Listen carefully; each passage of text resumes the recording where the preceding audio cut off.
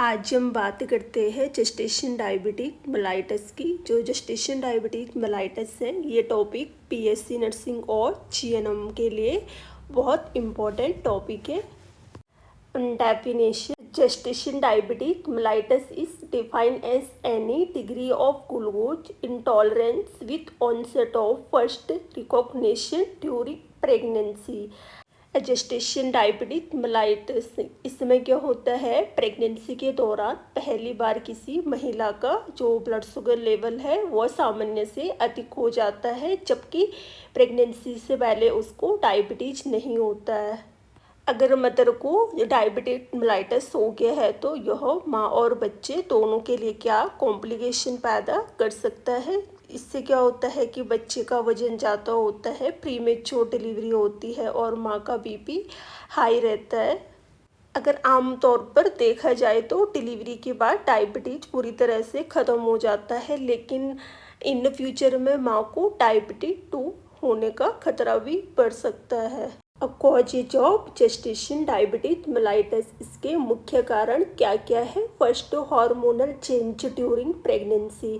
Pregnancy के दौरान क्या होता है कि प्लेसेंटा में कई हार्मोन्स जैसे एस्ट्रोजन, कोलेस्ट्रॉल या ह्यूमन प्लेसेंट लैक्टोजन बनते हैं, जो बॉडी में इंसुलिन के असर को कम कर देते हैं और शरीर में इंसुलिन रेजिस्टेंट बढ़ जाता है। इससे क्या होता है, इंसुलिन ठीक से काम नहीं करता।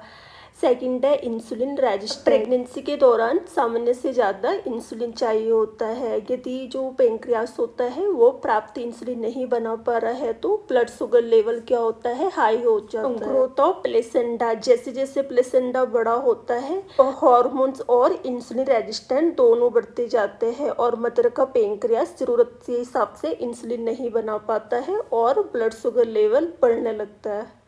इसके बाद आएगा रिस्क फैक्टर। कौन सी स्थिति में डायबिटीज मेलाइटस होने की संभावना बढ़ती है। ओबेसिटी और ओवरवेट, मोटापा या अधिक वजन। Family history of diabetes, family में यदि किसी को डायबिटीज रहा हो, प्रीवियस प्रेगनेंसी विद जीटीएम, पिछली प्रेगनेंसी में भी यदि मदर को डायबिटीज मेलाइटस हुआ हो। Advance maternal age over 35 years, यदि जो एज है, एज क्या है, 35 से ऊपर है। पॉलीसिस्टिक ओवेरिन सिंड्रोम, मदर को क्या है, पॉलीसिस्टिक ओवेरिन सिंड्रोम है। लैक ऑफ फिजिकल एक्टिविटी, जो एक्टिविटी है फिजिकल वो क्या है, बहुत कम है या तो ना के बराबर है। जेनेटिक फैक्टर, जेनेटिक फैक्टर में भी डायबिटिक मेलाइटस होने का खतरा ज़्यादा होता है। Signs and symptom of GTM: increase thirst, बार बार पानी की प्यास लगना। डायबिटीज मेलाइटस में क्या होता है, बॉडी में जो शुगर का लेवल है बढ़ जाता है। जब शुगर लेवल बढ़ जाता है तो शुगर ज़्यादा होता है ब्लड में, तो ये किडनी के थ्रू बाहर आता है, जिससे क्या होता है, बॉडी डिहाइड्रेट हो जाती है और बार बार पानी की प्यास लगती है। फ्रीक्वेंट यूरिनेशन, जीडीएम में जो ब्लड शुगर बढ़ता है तो किडनी क्या करती है, शुगर और पानी यूरिन के जरिए बाहर निकालती है, इसी वजह से बार बार फ्रीक्वेंट यूरिनेशन होता है। इंक्रीज हंगर, बार बार भूख लगना। बॉडी के जो सेल्स होते हैं, सेल्स तक ग्लूकोज नहीं पहुंच पाता है क्योंकि इंसुलिन का असर कम हो जाता है, सेल्स को एनर्जी नहीं मिलती है तो बार बार भूख लगती है।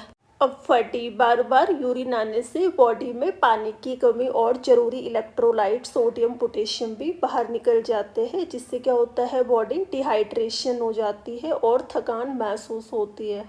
Aggressive weight gain during pregnancy, pregnancy में हार्मोनल चेंजेस और बच्चे के ग्रोथ के कारण सामान्य रूप से वजन ज़्यादा बढ़ जाता है।